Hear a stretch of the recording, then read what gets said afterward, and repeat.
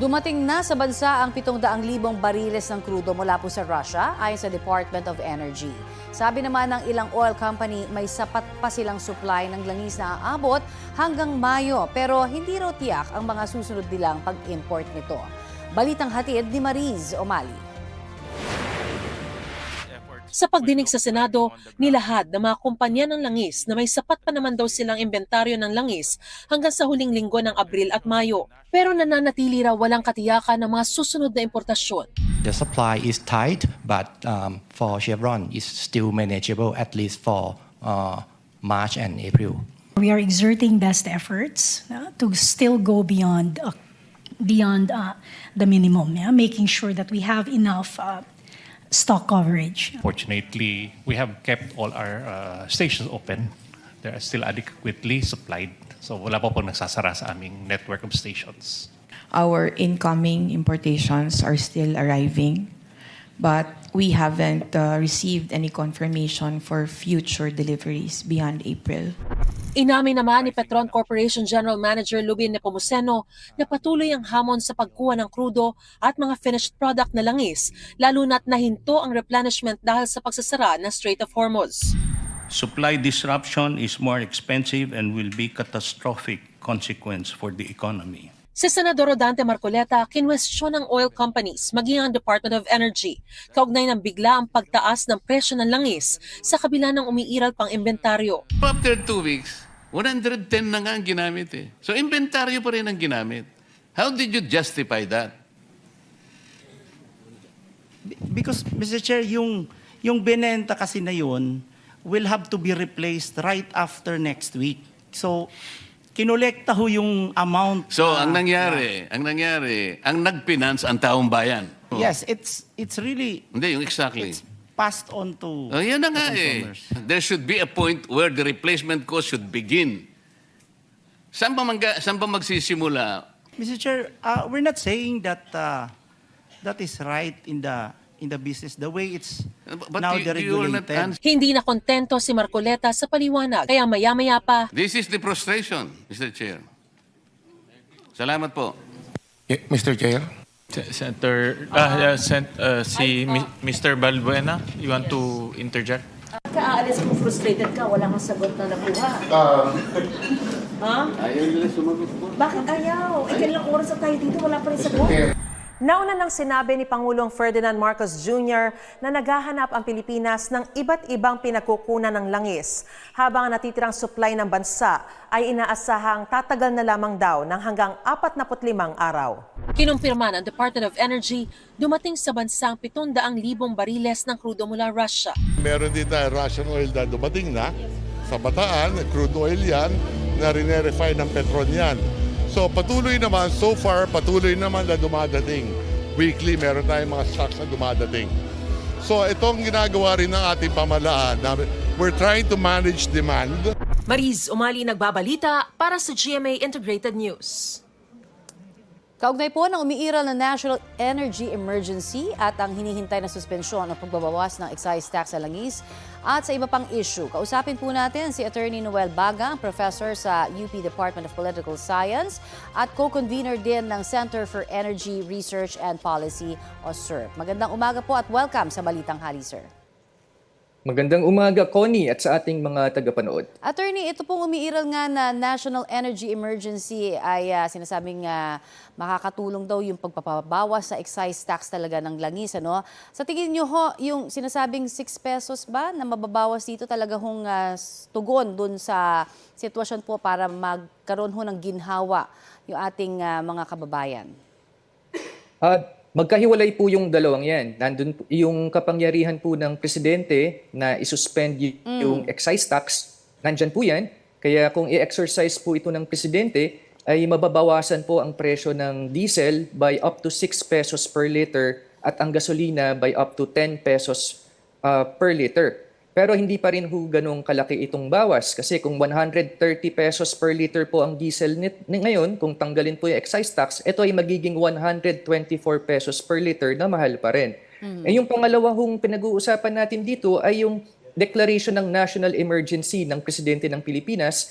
So dahil dito, dumami na po ang pwedeng gawin ng Presidente. Kasama po dito ang kapangyarihan niya sa Price Act. So sana po, dapat gamitin po ng Presidente ang kanyang kapangyarihan sa Price Act as amended by Republic Act 10623. Nakasaad po dito na upon declaration of a state of national emergency, pwede hong i-deklara ng Presidente ang oil as a prime commodity at mag-impose po siya ng price controls o price ceiling sa presyo ng oil.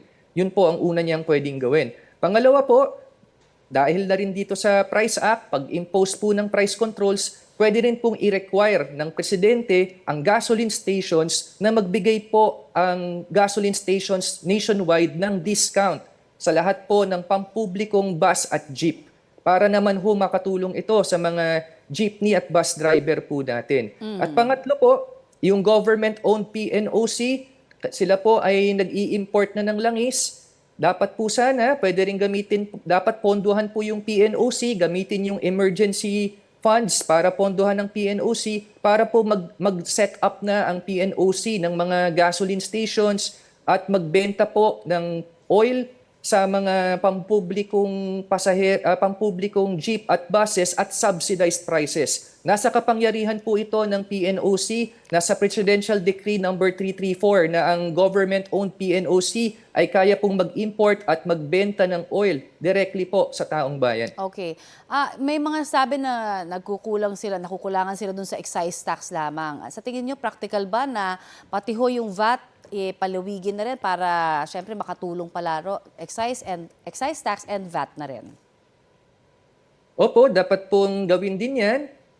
Dapat po magawa niya na matanggal na yung excise tax at VAT. Ngunit nga po, ito po ay maliliit lang po yung impact nitong mga ito. Kasi maliit lang po yung mababawas nito sa presyo ng diesel at ng gasoline habang patuloy na umaakyat po ang presyo ng oil. Kaya ang kailangan po talaga natin dito ay price controls at discount.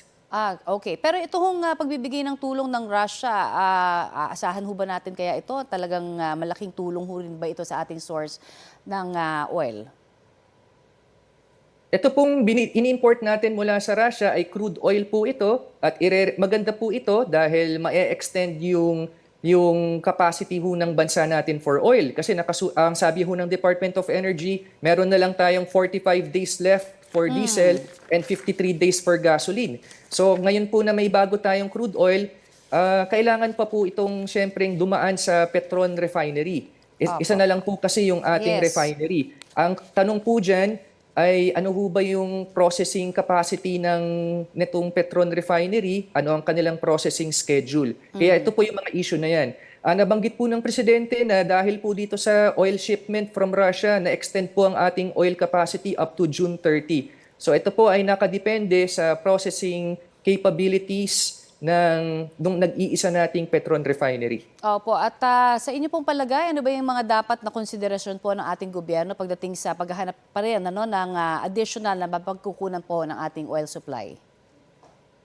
Kailangan ho na aggressively na maghanap pa ng oil supply ang gobyerno. Kailangan mamuno dito ang Philippine National Oil Company. Again, na maghanap gamitin yung National Emergency Funds na bumili ng oil mula sa abroad at ibenta ho sa taong bayan at subsidized prices. Sa long term, sa panghinaharap, kailangan po ang PNOC ay mag-establish ho ng Strategic Petroleum Reserve. Ito po ay long-term na oil stockpile para po kung panahon ng krisis, pwede po itong ibenta ng PNOC sa taong bayan. Pangalawa, kailangan po natin ng oil refineries, mas maraming oil refineries. At dapat po, yung isa sa mga oil refineries dito must be government-owned.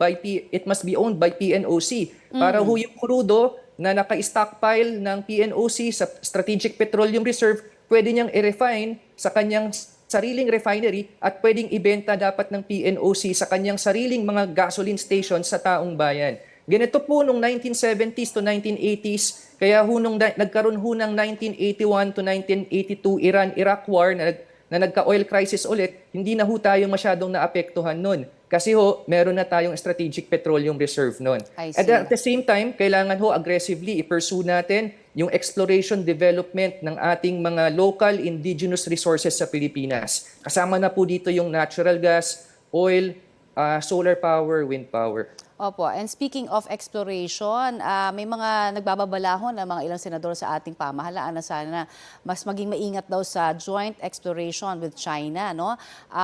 Sa tingin niyo ho ba ito'y something logical at this point na gawin given na 2023 pinawalang bisa nga ho ng Korte Suprema ang Joint Maritime Seismic Undertaking ng Pilipinas at China at Vietnam dahil unconstitutional daw na may wholly foreign-owned company na makilahok sa oil exploration, sir?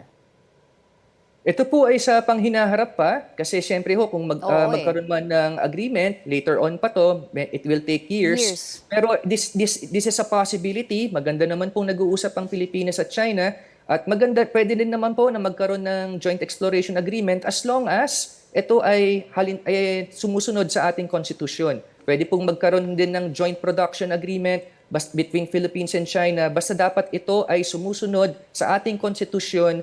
At doon sa 2016 UN arbitral ruling na ito po, itong West Philippine Sea ay nasa teritoryo po ng Pilipinas. So pwede naman po mag-production sharing agreement basta po halinsunod sa ating konstitusyon. Just to take note, sa ibang bansa po, yung Norway, Sweden, meron din po silang conflict dati, offshore oil field. Nagkasundo rin naman po sila na halinsunod sa kanilang mga konstitusyon. I see. At sa tingin ninyo ho, may maitutulong pa ba sa Pilipinas? Ito pong Malampaya?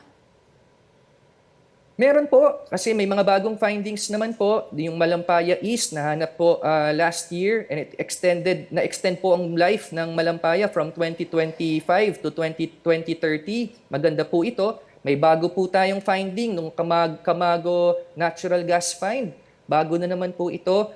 Maganda po ito at kaya dapat po mas aggressively na i-pursue ang exploration development ng oil resources sa Pilipinas. Just to take note din po, ang Philippine National Oil Company po, government-owned PNOC, ang nakahanap ng unang langis sa Pilipinas. Ito yung Nido Oil Field noong around 1970s. Kasi po nung panahon na yon, yung private sector ayaw mag-invest ng pera sa exploration ng oil resources. Ayaw nila. It was the government na nag-invest na mag-explore ng energy resources. Sumunod na lang yung private sector. Ganon din po ang kailangan gawin ng Pilipinas. Dapat po bigyan ng Kongreso ng mas maraming funding ang PNOC and let PNOC take the lead once again sa exploration, development, and production ng oil and other natural gas resources. PNOC din po ang nakahanap ng unang natural gas find sa Pilipinas sa Isabela at ito rin ang nag-develop ng geothermal energy. And then sabay-sabay lang po, kasama natural gas, pati po geothermal, hydropower, solar power. Attorney Noel Baga, maraming salamat po sa inyong binigay sa aming oras dito sa Balitang Hali. Maraming salamat po sa pag-imbita sa akin at sa Center for Energy Research and Policy. Maraming salamat po, Attorney Noel Baga ng Center for Energy Research and Policy. Ilang araw bago matapos ang Fire Prevention Month, kabi-kabilang sunog ang sumiklab kagabi sa Malabon, Parañaque at Taguig. Balitang hatid ni Bea Pinlac. Binulabog ng sunog ang mga residente ng Barangay Sembo sa Taguig mag-aalas 12 ng hating gabi. Kanya-kanyang hakot ng tubig ang ilan para tumulong sa pag-apula sa apoy. May ibang mangiyak-ngiyak habang natutupok ang kanilang bahay. Pagtawag ko po sa mga kapatid ko, hindi na po sila nagre-reply eh. Tapos tapos ayun po, tumawag po yung girlfriend ko. Sabi po ng girlfriend ko, sa amin daw po yung sunog, kaya nagmamadali po akong pumunta dito. Ayun, wala na po, ito na po yun eh. Ayon sa Bureau of Fire Protection, 25 pamilya o humigit kumulang 100 individual ang apektado sa sunog na tumupok sa hindi bababa sa 4 na bahay. May ilang sugatan sa sunog base sa tala ng barangay. May injury dahil may mga apoy na kumalat, then mga bubog. So casualties wala naman po. Umabot sa ikalawang alarma ang sunog na nirespondehan ng halos 40 truck ng bombero at fire volunteers. Nahirapan po tayong magpalabas ng mga fire truck dahil nga po sa kakitiran ng kalsada at the same time yung ating pinakamalapit na fire hydrant po ay medyo mahina po yung kanyang pressure kaya po medyo mabagal po yung supply pagdagdag ng tubig dito sa ating fire scene. Pasado 1:00 ng madaling araw na apulang sunog sa Taguig. Halos 1 milyong piso ang tinatayang halaga ng pinsala. Inaalam pa ang sanhi ng apoy. 2 magkahiwalay na sunog naman ang sumiklab sa Parañaque at Malabon kagabi. Sa barangay San Isidro, Parañaque, umabot din sa ikalawang alarma ang sunog na lumamon sa 30 bahay na pawang gawa sa light materials. 60 pamilya o nasa 120 individual ang nawala ng tirahan. Nasa 150,000 pesos ang halaga ng pinsala ayon sa BFP. Sa barangay Tugatog, Malabon, aabot sa 4 na bahay ang natupok ng apoy. Ayon sa barangay, may mag-asawang sugatan sa sunog. Ang mag-asawa kahit paano nagtamo ng first degree burn. Babalik sana daw sila pero napigilan na nga lang sila kasi nga nagkaroon na sila ng parang nasunog na yung kanilang kamay. Tingnan nila kung yung mga anak nila kung nandoon pa. Inaalam pa ng BFP ang sanhi ng sunog sa Parañaque at Malabon. Bea Pinlac, nagbabalita para sa GMA Integrated News. Ito ang GMA Regional TV News. Arestado ang 3 lalaki sa Santa Cruz, Davao del Sur dahil sa iligal na pagbebenta umano ng petrolyo. Nasabat sa buy-bust operation ng pulisya ang halos 1,300 litro ng diesel at mahigit 100 litro ng gasolina. Tinatay ang halos 200,000 piso ang halaga niyan. Dinala sa opisina ng Davao del Sur Maritime Police Station ang mga nasabat na petrolyo. Walang pahayag ang mga naarestong suspect na mahaharap sa reklamo. Napilitan naman magsara ang 16 na gasolinahan sa Davao Region matapos maubusan ng supply ng langis. Ayon sa pulisya, 8 riyan ay sa Davao City, 2 sa Davao Oriental at 6 sa Davao del Norte. Alinsunod sa utos ng Department of Energy, kabilang sa mga ini-inspeksyon ng Police Regional Office 11, ang mga underground tank ng mga nagsarang gasolinahan para tiyaking wala na nga itong supply. Pinagnakawan ng isang kapilya sa General Santos City. Ayon sa pamuno ng kapilya, 2 TV ang natangay. Ginamit pa ang TV nitong Martes para sa ensayo ng baccalaureate mass ng mga estudyante. Pero kinabukasan, napansin nilang wala na ang isa sa mga TV. Dahil dyan, bumili ng gamit ng kapilya para matiyak na hindi nila manakaw ang isa pang TV. Pero pagbalik nila ay wala na rin ito. Nasa 40,000 pesos daw ang halaga ng 2 telebisyon. Inireport na ang insidente sa pulisya.